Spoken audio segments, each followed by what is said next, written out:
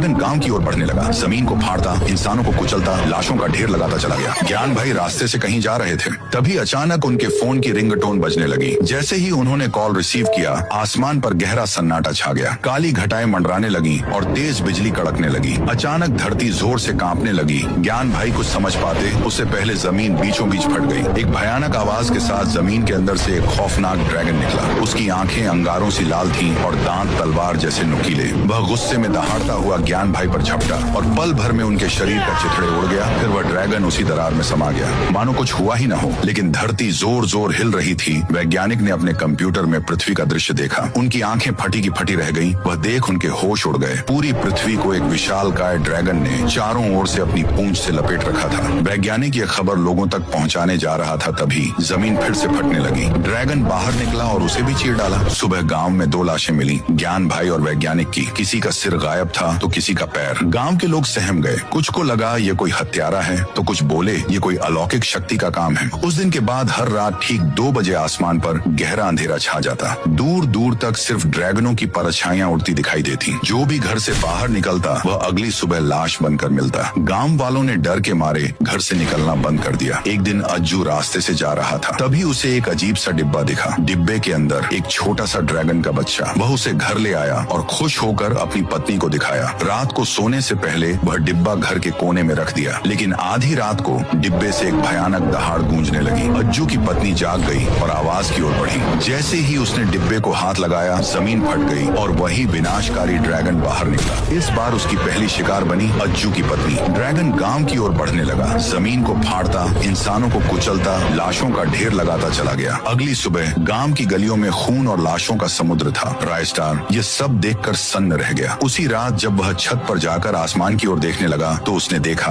एक विशालकाय ड्रैगन पूरे आसमान में चक्कर लगा रहा है। अचानक वह ड्रैगन गायब हो गया। रायस्टार ने जैसे ही पीछे मुड़कर देखा, ड्रैगन ठीक उसके पीछे छत फाड़ते हुए बाहर निकल रहा था। इसी तरह रायस्टार जान बचाकर भागा और अगली सुबह जंगल के एक साधु बाबा के पास पहुंचा। साधु बाबा ने मंत्र पढ़ते हुए कहा, सालों पहले एक आदमी था जिसके पास अलौकिक शक्तियां थीं। वह आग और पानी से कुछ भी बना सकता था। एक दिन उसने एक जादुई डिब्बा बनाया और एक भयानक ड्रैगन को उसमें कैद कर दिया। उस डिब्बे को उसने जमीन के नीचे गाड़ दिया और चेतावनी दी, जो भी इसे छेड़ेगा उसका सिर धड़ से अलग हो जाएगा। लेकिन वक्त ने पहरा नहीं दिया। एक दिन एक पागल भटकता हुआ उस डिब्बे तक पहुंच गया। उसका सिर वहीं कट गया और तब से ड्रैगन आजाद हो गया। रायस्टार ने पूछा, बाबा क्या कोई उपाय है? हाँ, लेकिन तुम्हें उस आदमी को ढूंढना होगा जिसने ड्रैगन को डिब्बे में कैद किया था। सिर्फ वही उस ड्रैगन को दोबारा बांध सकता है। लेकिन याद रखो, वह अब इंसानों की दुनिया में नहीं है। उसे खोजने के लिए तुम्हें दूसरी दुनिया में जाना होगा।